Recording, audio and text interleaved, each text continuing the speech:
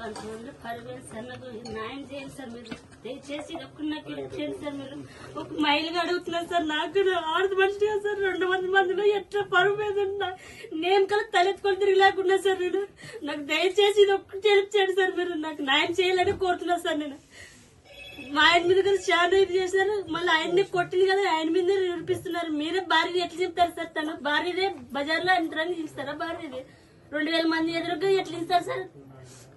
నాకు న్యాయం చేయాలని కోరుతున్నారు సార్. నాకు ఖచ్చితంగా న్యాయం చేయాలి సార్. ఇది ఒక్కటి నాకు కడకపోతాను. నేను బయటకు పోతుంటే పారి ఏడ్చుకుంటా. ఆయన పిలిచి మరీ నన్ను నైటీ భుజాల మీద చేసి నైటీ చింపేసినారు సార్. నాకు అవమానం పోయింది కదా సార్. అంతమందిలో అనేసి నన్ను బయటకి ఏడ్చుకుంటూ పోతుంటే మా ఆయనలో ఎవరో ఫోన్ చేసి చెప్పింటే వాళ్ళు సడన్గా వచ్చేసారు. మా మధ్య మా ఆయన సార్ వచ్చింటే కంగారులో ఏమైందంటే నేను చెప్పుకున్నట్టు మౌనంగా ఉండి ఏడ్చుకుంటూ ఉంటే ఆయన ఏమైందని గట్టిగా నన్ను బతాయిస్తే నేను చెప్పులేకుంటే ఆయనే చూసి చుల్లి కప్పుకున్నాం అనేసి ఇటు తీసిన దానికి మా ఆయన మీదకే చింపినట్లుగా చూపిస్తున్నారు సార్.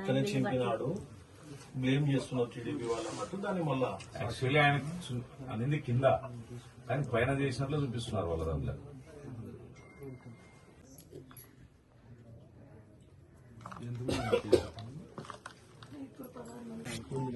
కర్నూలు జిల్లా ఆలూరు నియోజకవర్గంలో నేమకల్లు గ్రామంలో ఈ నియోజకవర్గ శాసనసభ్యుడు ప్రజలకి రక్షణ కల్పించాల్సినటువంటి వ్యక్తి, ప్రజల ఆస్తులకి రక్షణ కల్పించాల్సినటువంటి వ్యక్తి ఒక శాసనసభ్యుడు అయి ఉండి ఎస్సీ కాలనీలోకి ఒక దళితుడి ఇంటి మీదకి దాదాపు 200 మందిని భారీ వాహనాలతో వచ్చి దౌర్జన్యానికి దిగడం, ఇంట్లో ఉన్న దళిత మహిళ సుచిత్రని భయభ్రాంతులకు గురి చేయడం, స్వయంగా ఎమ్మెల్యే సుచిత్ర యొక్క వస్త్రాలని చింపివేయడం, భర్త ఇంటి దగ్గర రాకపోతే ఫోన్లు చేసి పిలిపించి చంపుతామని బెదిరించే విధంగా ఎమ్మెల్యే తమ్ముడు, ఎమ్మెల్యే కొడుకు, ఎమ్మెల్యే అనుచరులు. ప్రజాస్వామ్యంలో ఒక శాసనసభ్యుడు ఇంత దుర్మార్గంగా ఒక దళితుడి ఇంటి మీదకి దాడికి వచ్చినటువంటి నీచమైనటువంటి శాసనసభ్యుడు ఆంధ్రప్రదేశ్లో కాదు తెలుగు రాష్ట్రాల్లో ఎక్కడా ఉండరు. మహిళ ఇంట్లో ఎవరూ లేని సమయంలో అత్యధిక ఎమ్మెల్యే అనుచరులు ఎమ్మెల్యేతో సహా ఇంటికి పోయి బెదిరించడం అనేది మహిళని భయభ్రాంతులకు గురి చేయడమే కాకుండా అంతమంది అతని అనుచరుల ముందు ఆ అమ్మాయిని నైటీ చింపడం అనేది ఇది వైఎస్ఆర్ కాంగ్రెస్ పార్టీ నీచ సంస్కృతికి నిదర్శనం, ఎమ్మెల్యే యొక్క దుర్మార్గానికి నిదర్శనం. మహిళకి అవమానపరిచే విధంగా, దళిత మహిళని అవమానపరిచే విధంగా అనుచరుల ముందు ఇంత నీచంగా వ్యవహరించడం ప్రజాస్వామ్యంలో శాసన వ్యవస్థకే సిగ్గుచేటు. శాసనసభ్యుడిగా ఉండి ఇతరులకు ఆదర్శంగా ఉండాల్సినటువంటి వ్యక్తి స్వయంగా దౌర్జన్యాలకి అతను చేస్తున్నటువంటి అక్రమ ఇసుక దందా కావచ్చు, ఇతర కార్యక్రమాలు ఎవరైనా ప్రశ్నిస్తే మీ అంతు చూస్తాం అనే విధంగా భయభ్రాంతులకు గురి చేసేకి, అక్రమ సంపాదన మీద వేటు పడుతుంది, అధికారులకు ఇన్ఫర్మేషన్ పోయిందనే దురుద్దేశంతో అతని ఆగడాలకి అడ్డుండకూడదని బెదిరించే ధోరణితో 200 మంది కార్యకర్తలని, అనుచరులని, రౌడీలను వేసుకుని ఒక దళితుడి ఇంటి మీదకి వచ్చి దౌర్జన్యం చేయడం అనేది ఇది చాలా చాలా దుర్మార్గమైనటువంటి చర్య. వైఎస్ఆర్ కాంగ్రెస్ పార్టీ అధికారంలో ఉన్నప్పుడు భారతదేశంలో దళితులు, గిరిజనుల మీద జరిగిన దాడుల్లో మొదటి స్థానంలో ఉండేది. ఆ రోజు ఎమ్మెల్సీ అనంతబాబు అనే వ్యక్తి తన డ్రైవర్ అయిన దళితుడిని చంపి డోర్ డెలివరీ చేస్తే కనీసం స్పందించని చర్యలు తీసుకున్నటువంటి జగన్మోహన్ రెడ్డి ఆ రోజు ముఖ్యమంత్రి. ఈ రోజు వైఎస్ఆర్ కాంగ్రెస్ ఆ రోజు అనంతబాబుని పార్టీ నుంచి సస్పెండ్ చేయలే. ఈ రోజు ఈ గ్రామం మొత్తం చూస్తా ఉండగా, మీడియా మొత్తం ప్రపంచవ్యాప్తంగా చూస్తా ఉండగా ఒక దళితుడి ఇంటి మీదకి దాడికొచ్చి ఒక దళిత మహిళని అవమానకర పద్ధతుల్లో అవమానించినటువంటి ఈ ఎమ్మెల్యేని కూడా పార్టీ నుంచి సస్పెండ్ చేస్తానని అనుకోవడం మా అవివేకం. అయినా సరే ఒక దళిత శాసనసభ్యుడిగా నేను వైఎస్ఆర్ కాంగ్రెస్ పార్టీని డిమాండ్ చేస్తా ఉన్నా, తక్షణం ఈ శాసనసభ్యుడిని వైఎస్ఆర్ కాంగ్రెస్ పార్టీ సభ్యత్వం నుంచి తొలగించాలి, సస్పెండ్ చేయాలని చెప్పేసి ఈ సందర్భంగా డిమాండ్ చేస్తాం. రాష్ట్రంలో అభివృద్ధి జరుగుతున్నటువంటి ప్రతి సందర్భంలోనూ, అదేవిధంగా ఈ నియోజకవర్గానికి గౌరవ ముఖ్యమంత్రి చంద్రబాబు నాయుడు గారు వచ్చినప్పుడు ఇన్ఛార్జ్ గారి ఆధ్వర్యంలో వేల మంది, దాదాపు 25,000-30,000 మంది ముఖ్యమంత్రి గారి సభకు హాజరు కావడం, ఉనికిని కాపాడుకోవడానికి, వార్తల్లో ఉండడానికి ఇంత నీచానికి దిగజారడం అనేది ఇది చాలా అనైతికమైనటువంటి చర్య.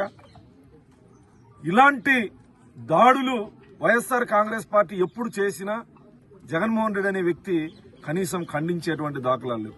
ఖండించకపోగా ఇంట్లో జరిగినటువంటి అవమానాన్ని తన భర్తకు తెలియజెప్పితే, చింపిన వస్త్రం సిగ్గు లేకుండా అతను చింపినప్పుడు నువ్వెందుకు దాచుకునే టవల్ని లాగితే దాన్ని భర్తే వస్త్రాలు చింపాడని చెప్పేసి సాక్షిలో డైవర్షన్ చేసేటువంటి కుట్రలు ఏవైతే చేస్తా ఉన్నారో ప్రజలందరికీ తెలుసు. మీ దుర్మార్గమైనటువంటి చర్యలు ప్రజల్లో ఏ శాసనసభ్యుడైనా, ఏ రాజకీయ పార్టీ అయినా ప్రజల్లో మంచి పనులు చేసి పార్టీ గెలుపుకు గాని, వ్యక్తి గెలుపుకు గాని ఉపయోగపడాలి గాని, కేవలం ఉనికిని కోల్పోయేటువంటి పరిస్థితుల్లో ఈ నియోజకవర్గంలో దాడులతోనూ, బెదిరింపులతోనూ, హత్య రాజకీయాలతోనూ ఉనికిలో ఉండాలనుకోవడం ఇది మంచి పద్ధతి కాదు. ఇది ప్రజాస్వామ్యం. ప్రజాస్వామ్యంలో ఇటువంటి చర్యల్ని ఎవరూ ప్రజలు అంగీకరించరు. యాదవ్ కులానికి సంబంధించిన వాళ్ళని, వాల్మీకి కులానికి సంబంధించిన వాళ్ళని, మాదిగ కులానికి సంబంధించిన వాళ్ళని అందరినీ మీకు ఎవరొస్తే వాళ్ళని, ఎవరు ఎదురొస్తే వాళ్ళని అంతం చేసుకుంటూ పోవాలంటే ఇది ప్రజాస్వామ్యం. చంద్రబాబు నాయుడు గారి రాష్ట్ర ముఖ్యమంత్రి అనే విషయాన్ని గుర్తుపెట్టుకోవాలి. జగన్మోహన్ రెడ్డి కాదు. ఇలాంటి చర్యలు చేసుకుంటూ పోతే ఉపేక్షించేది ఇక్కడ ఉన్నది చంద్రబాబు నాయుడు గారు. ఈరోజు భారతదేశంలో దళితుల మీద దాడులు విషయంలో జగన్మోహన్ రెడ్డి గారు ముఖ్యమంత్రిగా ఉన్నప్పుడు రాష్ట్రంలో 1-2 స్థానంలో ఉండేది. ఈరోజు చివరి స్థానంలో ఉన్నాయంటే దళితుల కోసం ఉన్నటువంటి చట్టాలని సక్రమంగా అమలు చేసే చోట చంద్రబాబు నాయుడు గారు ముందుంటారనే విషయాన్ని తెలియజేస్తూ, SC/ST అట్రాసిటీ యాక్టు దళితుల రక్షణ కోసం ఉన్నటువంటి చట్టం. ఈ చట్టాన్ని జగన్మోహన్ రెడ్డి ప్రభుత్వంలో ఉండగా అమరావతి రైతులు, దళిత రైతుల్ని SC/ST అట్రాసిటీ కేసులో బేడీలేసి కోర్టుకు హాజరుపరిచినటువంటి నీచ సంస్కృతి కలిగినటువంటి వ్యక్తి జగన్మోహన్ రెడ్డి. పులివెందుల్లో ఒక దళిత మహిళని అతి కిరాతకంగా అత్యాచారం చేసి హత్య చేస్తే బాధిత దళిత మహిళ కుటుంబం దగ్గరికి వెళ్లినటువంటి నేను దళిత సామాజిక వర్గం, మాదిగ సామాజిక వర్గం చెందినటువంటి వ్యక్తిని, ఆ రోజు Telugu Desam party SCCL state president ని, అదేవిధంగా తెలుగు మహిళా అధ్యక్షురాలుగా అనిత గారు, మేమిద్దరం ఒకే సామాజిక వర్గానికి చెందిన వాళ్ళం. మేము పులివెందులకు పోయి DSP గారిని కలిసి ఆ కుటుంబానికి న్యాయం చేయండి అని అడిగి వస్తే తెల్లారేసరికి మా మీద ఒక దళిత మాజీ శాసనసభ్యురాలు, అప్పటికే అనిత గారు తెలుగు మహిళా అధ్యక్షురాలు, SCCL స్టేట్ ప్రెసిడెంట్ అని నా పదవిలోనే ఉంది, నేను SC అని, మా మీద SC/ST అట్రాసిటీ కేసు పెట్టినటువంటి దుర్మార్గుడు జగన్మోహన్ రెడ్డి. దళితుల రక్షణ కోసం ఉన్నటువంటి చట్టాలని నీరుగార్చినటువంటి వ్యక్తి.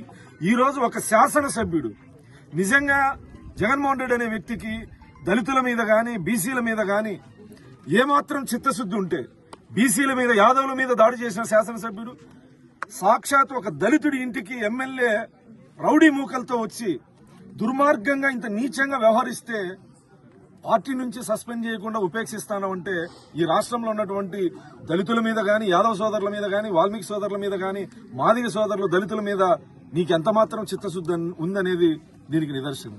ఖచ్చితంగా తెలుగుదేశం పార్టీ గౌరవ ముఖ్యమంత్రి చంద్రబాబు నాయుడు గారి నాయకత్వంలో ఈ కుటుంబానికి, దళిత కుటుంబానికి అండగా ఉంటాం. ఇప్పుడే మా ఇన్ఛార్జ్ జ్యోతి గారు ఈ దళితుడి ఇంటికి, వాళ్ళు ఉన్నటువంటి ఇంత పేద ఇంటి మీదకి దాడికి వచ్చినాడంటే శాసనసభ్యుడు, ఈ ఇంటి మీద దాడికి వచ్చినటువంటి శాసనసభ్యుడికి కనువిప్పు కలిగేలా ఈ ఇంటిని నిర్మించి ఇచ్చే విధంగా జ్యోతి గారు మాట ఇవ్వడం అభినందనీయం. ఖచ్చితంగా అవమానించబడినటువంటి సుచిత్ర కుటుంబానికి, అదేవిధంగా దళితుల్ని దాడి చేసినటువంటి ఎమ్మెల్యే అహంకారం అనిచే విధంగా దళితులు పోరాటం చేస్తాం ఈ నియోజకవర్గంలో కూడా ఈ సందర్భంగా తెలియజేస్తాం. విరూపాక్షి గారు ఒక దుర్మార్గమైన చర్యకు తెరదీయడం చాలా విడ్డూరంగా ఉంది. ఆయన నేమకల్ల గ్రామంలోకి ప్రవేశించి తన యొక్క అనుచరులతో దాదాపు కొన్ని వందల మందిని తీసుకొచ్చి నాగరాజు గారి ఇంటిపై చాలా దుర్భాగ్యంగా, దౌర్జన్యంగా ఆయన ఈ ఇంటిలో ఉన్నటువంటి వాళ్ళ యొక్క సుచిత్రమైనటువంటి వాళ్ళ భార్యని జాకెట్ చించి ఇలాంటి చర్యలకు పూనుకోవడం చాలా విడ్డూరమైన వ్యవస్థలో మనం బతుకుతున్నామని తెలియజేస్తున్నాను. ఆయన ఎంతటి దుర్మార్గుడంటే ఇలాంటి దళితులకి వారికి ఏదైనా ఉన్నా సాయం చేయాలి కానీ ఇలా వాళ్ళ ఇంటిపై దాడులు చేయడం చాలా విడ్డూరమైన వ్యవస్థకి తెరదీశారు. కానీ వాళ్ళ నాయకుడైనటువంటి వైఎస్ జగన్మోహన్ రెడ్డి ఇలా చేస్తేనే ఆయన వాళ్ళకి సహకరించడం అన్నది చాలా విడ్డూరం. ఎందుకంటే వైఎస్ జగన్మోహన్ రెడ్డి కూడా ట్వీట్లో ప్రస్తావించడం జరిగింది. ఇలాంటి పార్టీలో వాళ్ళ గొడ్డలి పార్టీలో ప్రతి ఒక్కరు వైఎస్ జగన్మోహన్ రెడ్డి నుంచి వాళ్ళ నాయకులు, వాళ్ళ పార్టీ లీడర్లు ప్రతి ఒక్కరు, వాళ్ళ ఎమ్మెల్యేలు, ఎమ్మెల్సీలు అందరూ ఇలాగే ఉన్నారు. గతంలో దళితులపై 2019 నుంచి 24 వరకు కూడా వాళ్ళు దళితులపైనే దాడి చేశారు. డాక్టర్ అచ్చెన్న అయితేనేమి, అలాగే డాక్టర్ సుధాకర్ గారు అయితేనేమి, ఇంకా ప్రతి ఒక్కరిని దళితులపైనే వేధించడం జరుగుతుంది.